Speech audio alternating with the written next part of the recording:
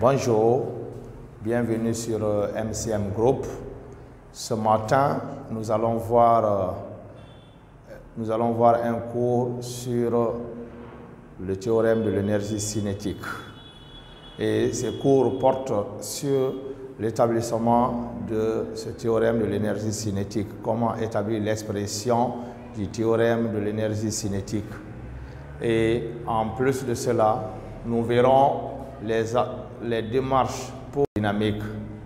Et avant tout, vous devez savoir que pour cette partie, il ne s'agit que du mouvement d'un système matériel en mouvement de translation. Et vous savez déjà que lorsqu'un système matériel est animé d'un mouvement de translation, tous les points qui le constituent ont le même vecteur vitesse. Et si nous considérons un système matériel de masse M, donc soit un solide de masse M animé d'un mouvement de translation.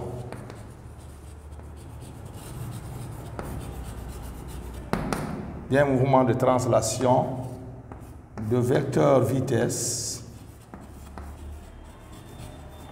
vecteur V. Lorsque le système matériel est animé d'un mouvement de translation, par définition, son énergie cinétique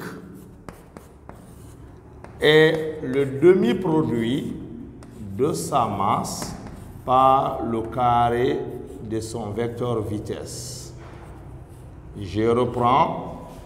Pour un mouvement de translation, l'énergie cinétique d'un système matériel de masse M animé d'un vecteur vitesse V, c'est le demi-produit de sa masse par le carré de son vecteur vitesse.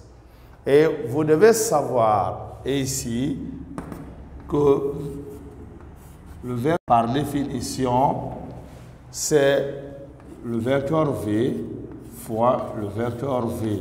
Autrement dit, c'est V scalaire V. Et V scalaire V, c'est la norme de V. V scalaire V, c'est la norme de V qui est V, fois la norme de ce deuxième V qui est V, fois le cosinus de l'angle formé par les deux vecteurs. Ces deux vecteurs étant identiques, donc l'angle formé, c'est un angle de 0 degré. Et le cosinus de 0 degré, c'est 1. Je vais écrire cos de 0 degré. Et le cosinus de 0 degré, c'est 1. Ce qui me permet d'écrire V fois V, ça nous donne V carré. Donc, retenons carré, c'est aussi V au carré. Parce que certains seront étonnés de voir cette écriture.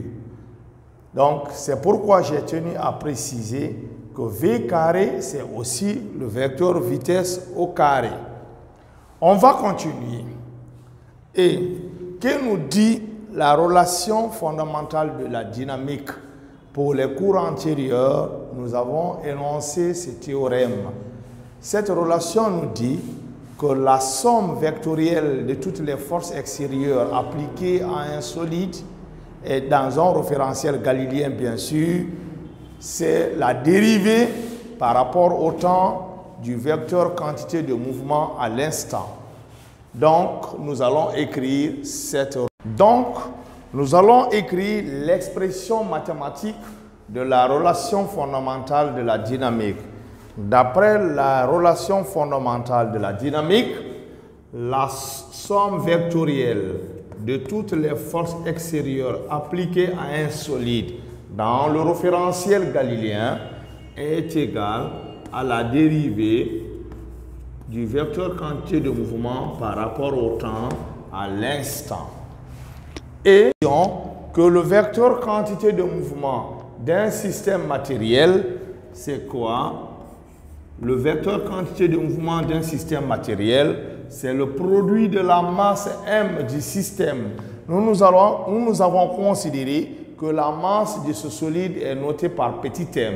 Donc, nous allons reproduire, c'est le produit de la masse M par le vecteur vitesse du centre d'inertie. Voici l'expression du vecteur quantité de mouvement. En mécanique classique, la masse M est une constante. Donc, on peut faire sortir M. Ce qui revient à écrire ceci dans un référentiel galiléen.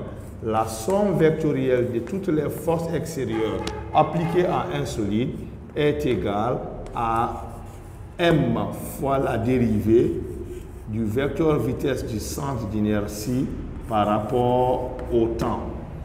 Et cette somme des forces extérieures appliquées au solide pendant son mouvement dans le référentiel galiléen est notée par F. Donc nous allons écrire grand F vecteur. Ce F-là est la résultante de toutes les forces extérieures qui s'appliquent sur notre système matériel pendant son mouvement de translation. Et là, nous allons noter, je vais souligner cette expression. Ça, c'est ma relation numéro 1. Retenir aussi que la puissance, lorsqu'un système matériel est en mouvement de translation, la puissance de la force F pendant ce mouvement est définie par la puissance d'une part,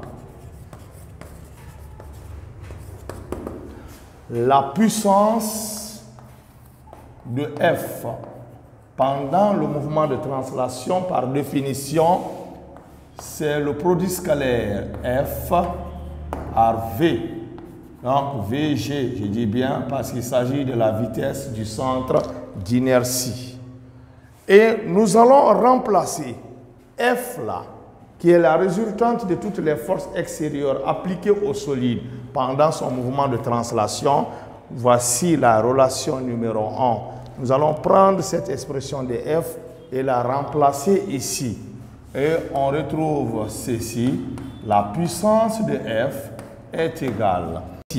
Voici F qui est M fois la dérivée de VG par rapport au temps. J'écris dans ce cas, c'est M fois la dérivée de VG, du vecteur VG par rapport au temps, le tout scalaire VG. Et voici mon expression de la puissance de la force F. Vous avez la relation numéro 2. Maintenant, gardez ces deux relations. Mais un peu plus haut, voici l'expression de l'énergie cinétique que nous avons établie. Nous allons faire une remarque en essayant de dériver cette énergie cinétique qui dépend du vecteur vitesse du centre d'inertie. Et je vais écrire VG pour être en conformité avec ce qui a été déjà établi. Donc, je vais écrire VG, VG, VG, et là, VG, VG. Et l'énergie cinétique par rapport au temps, c'est égal. Et l'énergie cinétique, voici son expression. C'est la dérivée par rapport au temps de 1/2 de M par le vecteur vitesse du centre d'inertie au carré. Mais 1/2 de M est une constante. Donc, je peux écrire la dérivée de l'énergie cinétique par rapport au temps. Je fais sortir 1/2 de M. C'est 1/2 de M fois la dérivée du vecteur vitesse du centre d'inertie. Et là, j'ai le carré. Mais voici une expression. Je vais encadrer de la dérivée par rapport au temps de VG carré. Et nous devons retenir qu'en classe de 11e, de 12e année, je dis bien en classe de 12e année, On sait que la dérivée de f exposant n est égale à n fois f dérivée, le tout fois f exposant n moins 1. Et ici, notre fonction f, c'est Vg, c'est le vecteur vitesse. N, le n là, est égal à 2. Donc, et on peut dire que par rapport au temps égal, j'écris d'abord 1 demi de m qui est une constante, 1 demi de m, j'ouvre la parenthèse, voire même le crochet. Donc, le n là, qui est égal à 2, je fais descendre le 2. J'ai 2 fois f dérivé. Donc, je dois dériver Vg. Ma fonction ici, c'est Vg. Donc, j'ai la dérivée de Vg vecteur par rapport au temps. Fois, j'écris fois, f exposant n-1. Ma fonction, c'est Vg vecteur.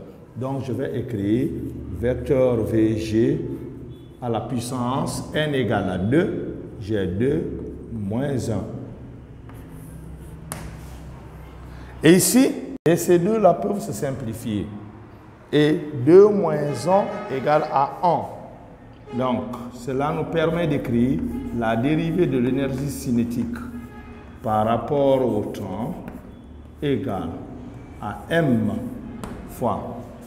Il va rester la dérivée du vecteur vitesse du centre d'inertie par rapport au temps, le tout fois Vg, vecteur.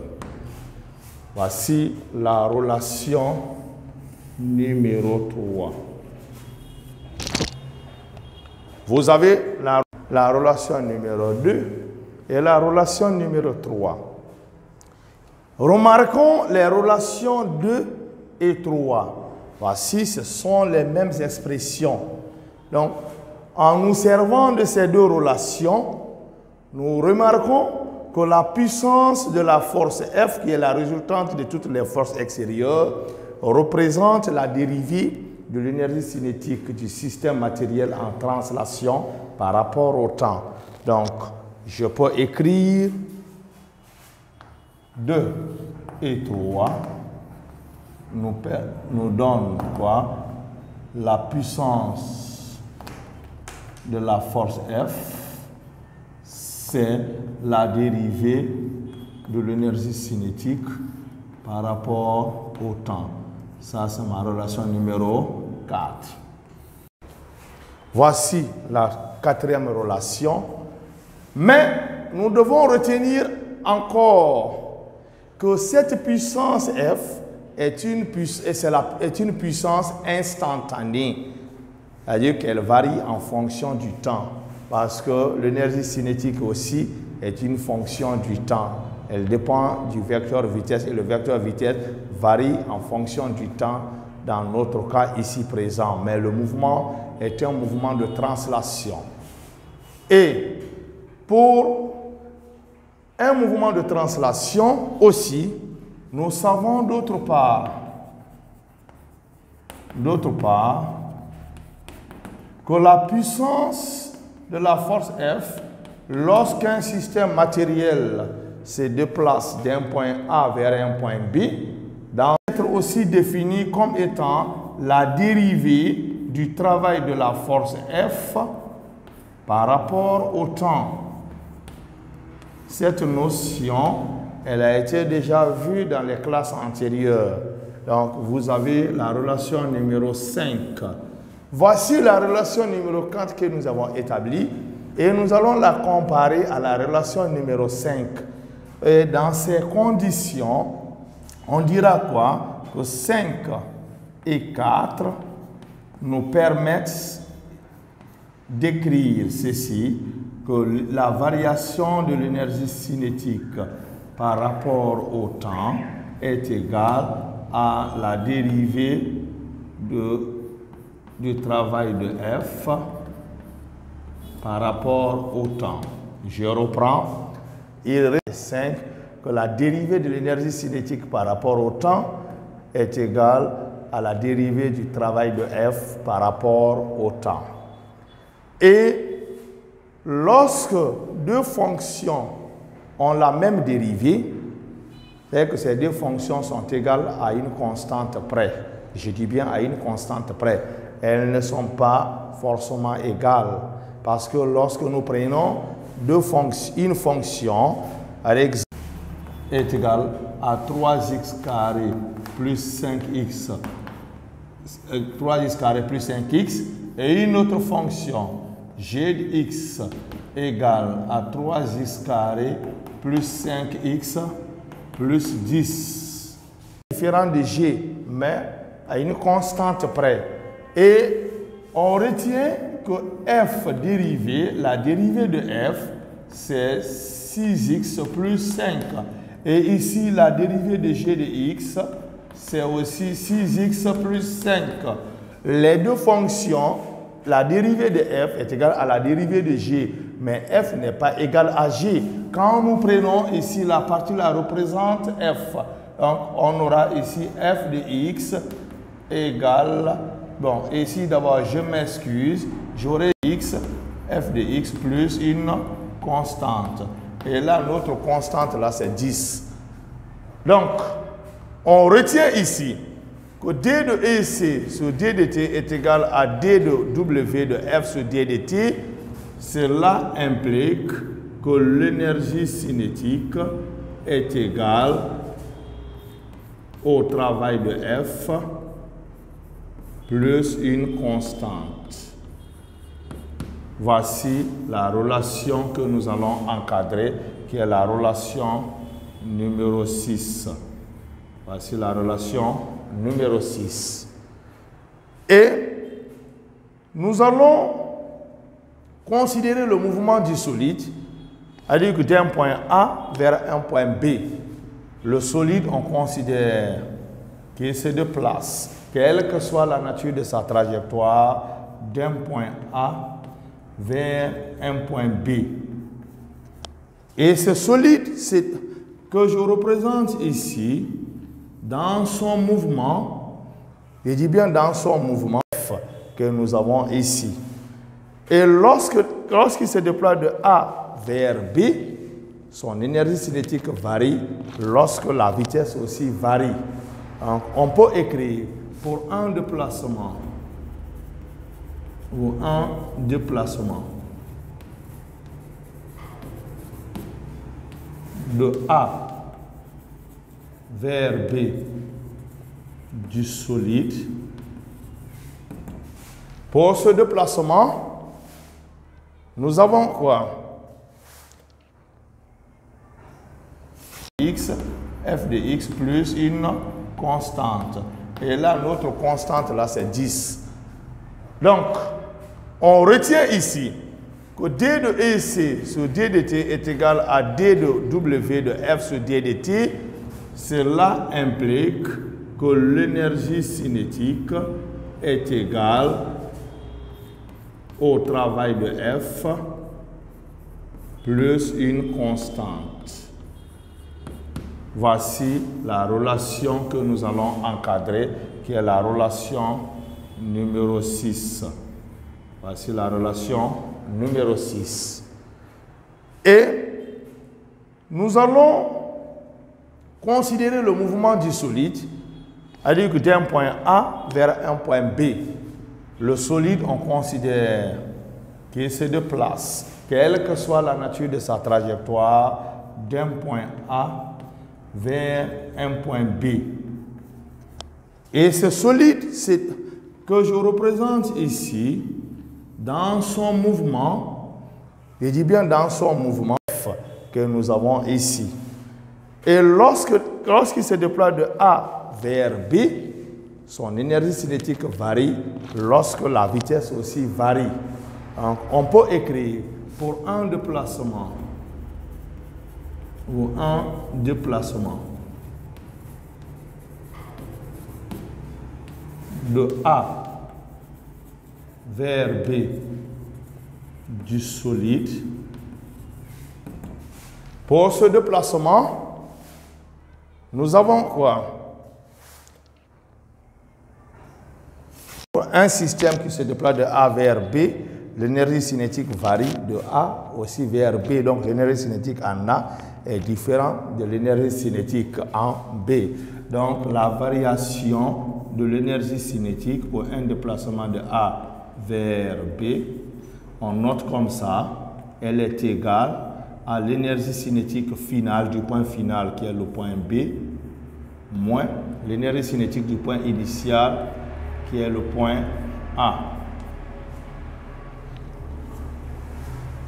Donc, le système matériel, dans son mouvement de translation de A vers B, il est soumis à un ensemble de forces F. Je dis bien, il est soumis à un ensemble de forces F. Et la vitesse en A, étant en A, sa vitesse c'est VA, et en B, sa vitesse c'est VB. Et l'énergie cinétique en A, c'est EC de A, et en B, c'est EC de B. Donc, cette variation, c'est EC de B moins EC de A. Mais pendant ce déplacement, cet ensemble de forces qui lui est appliqué effectue un travail. Autrement dit, le travail de F sera égal au travail, par exemple, de F1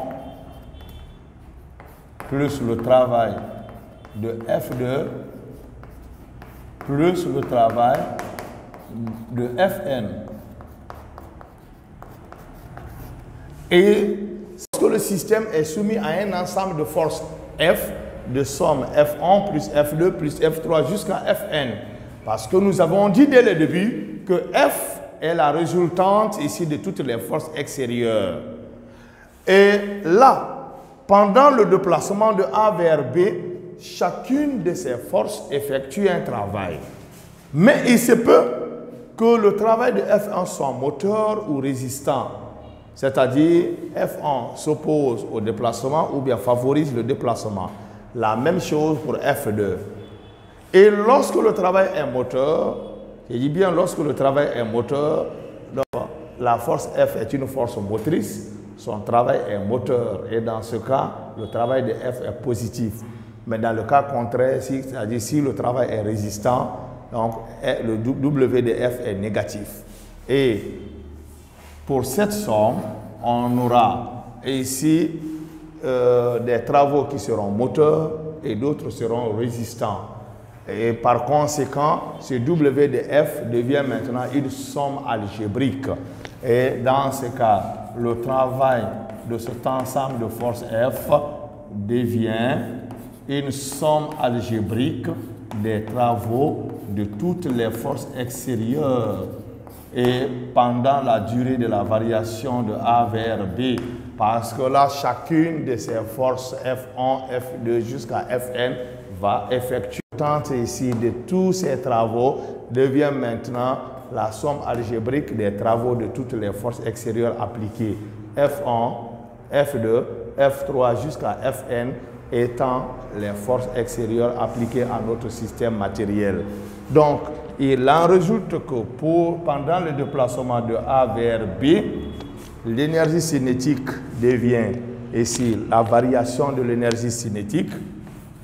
La variation de l'énergie cinétique pour un déplacement de A vers B devient égale, voici cette égalité, et le travail de F revient la somme algébrique des travaux de toutes les forces extérieures pendant la durée de la variation. Mais certains peuvent se demander d'où est partie cette constante. Et lorsqu'il s'agit d'une variation, c'est-à-dire que partant d'un état initial pour un état final, et ici la constante ici ne varie pas, donc on aura quoi? EC initial, final moins EC initial, la constante va apparaître. Et là aussi, elle va apparaître. Donc, avec ce signe négatif, donc la constante se simplifie. Donc, elle disparaît pour une variation. Donc, et ici, voici la relation maintenant numéro 7 qui traduit le théorème de l'énergie cinétique. Mais ça, c'est pour un solide en mouvement de translation. Et vous devez retenir que pour établir cette relation, nous sommes partis d'abord d'où? De la définition de l'énergie cinétique. Ensuite, nous sommes partis de la relation fondamentale de la dynamique, de force F, et pour un déplacement de A vers B du système matériel, nous avons établi le théorème de l'énergie cinétique. Et pour les cours antérieurs, nous avions déjà vu la relation fondamentale de la dynamique.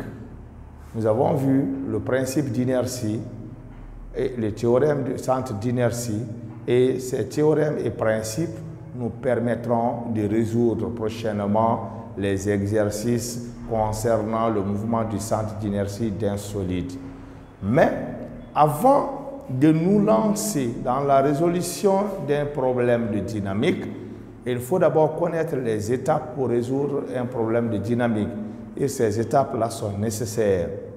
Sinon, on risque de se casser le cou pendant la résolution d'un problème de dynamique. C'est pourquoi il est nécessaire certaines étapes pour résoudre un problème de dynamique. Et nous allons écrire les étapes. Étape pour la résolution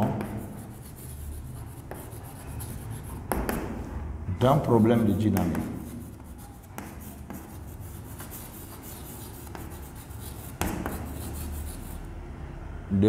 dynamique.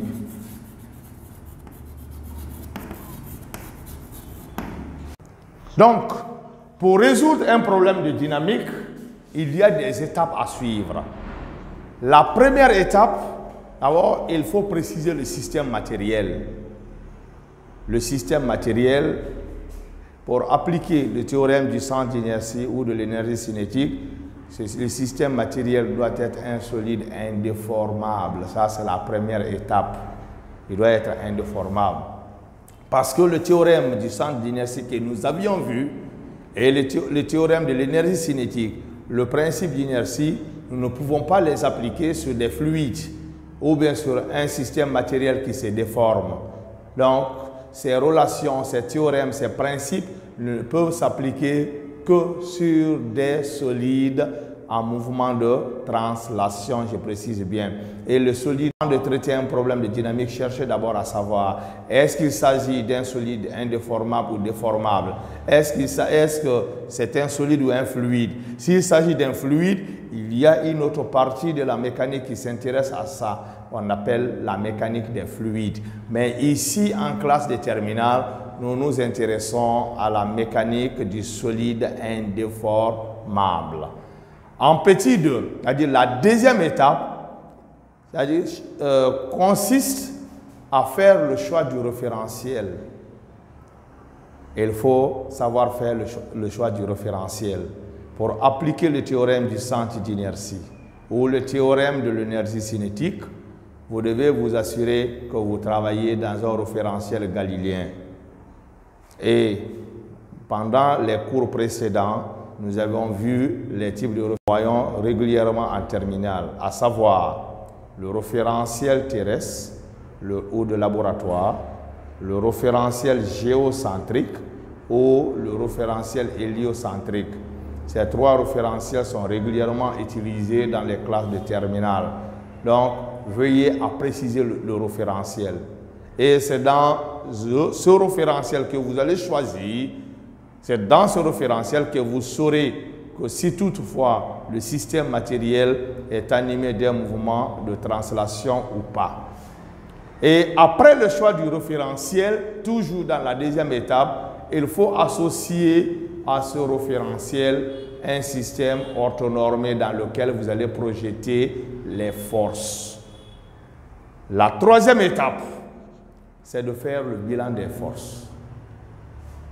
Faire le bilan des forces, c'est faire l'inventaire des forces. Faire l'inventaire de toutes les forces qui ont du solide.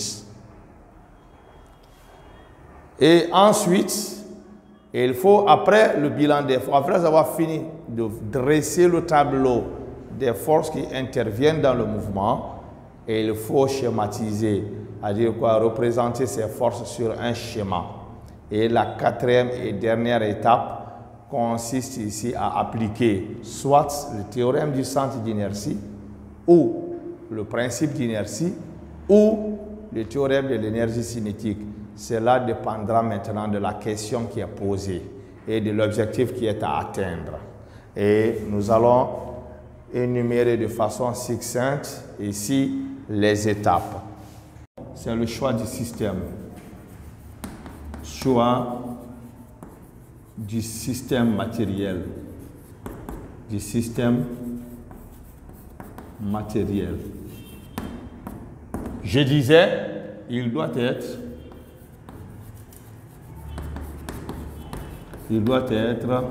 un solide indéformable.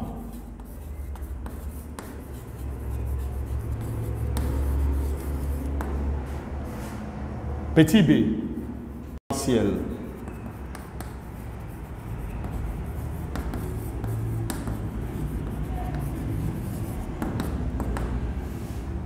Le référentiel doit être galiléen. Il doit être galiléen.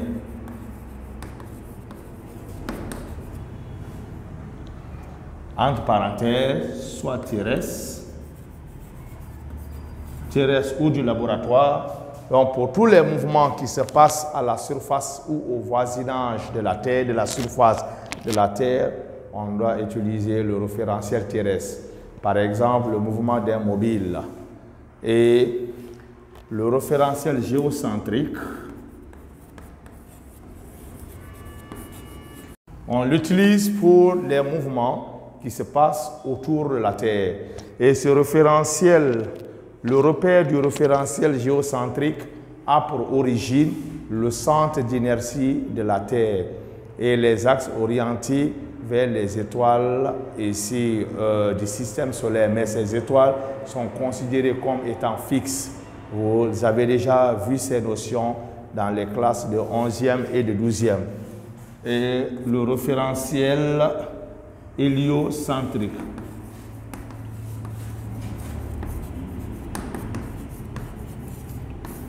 Le référentiel héliocentrique est utilisé pour les mouvements qui se passent autour du Soleil, tels que les mouvements des planètes. Et ici, pour les mouvements des satellites, on utilisera le référentiel géocentrique. Donc, toujours pour les démarches, dans la deuxième démarche, je disais, de faire le choix du référentiel, il doit être galiléen, c'est-à-dire soit terrestre, soit géocentrique ou héliocentrique. Mais après cela, vous devez associer à ce référentiel un repère orthonormé de projection. Bien entendu, c'est dans ce repère-là que vous devez projeter les différentes forces après le bilan des forces. Donc, dans la troisième étape, c'est faire l'inventaire, faire le bilan des forces. Et après avoir fait le bilan des forces, les représenter sur un schéma.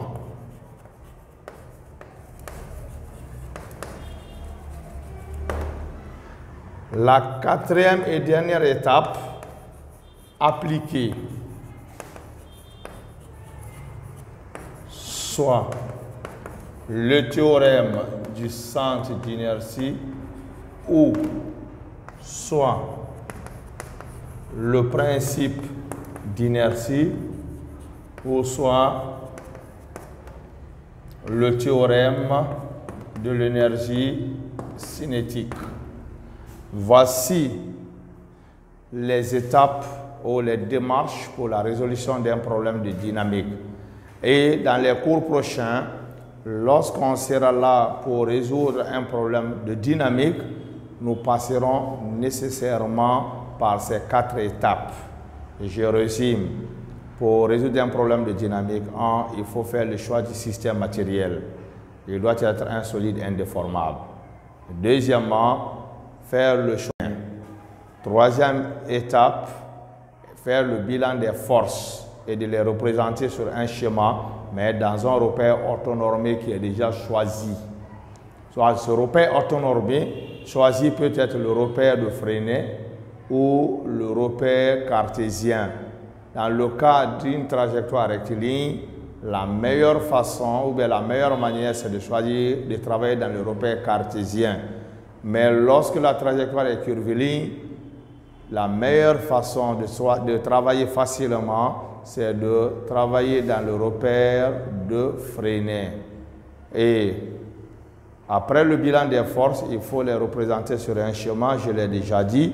Et en dernière position, d'appliquer en fonction de la question ou des questions posées, d'appliquer soit le théorème du centre d'inertie ou le théorème de l'énergie cinétique ou le principe d'inertie.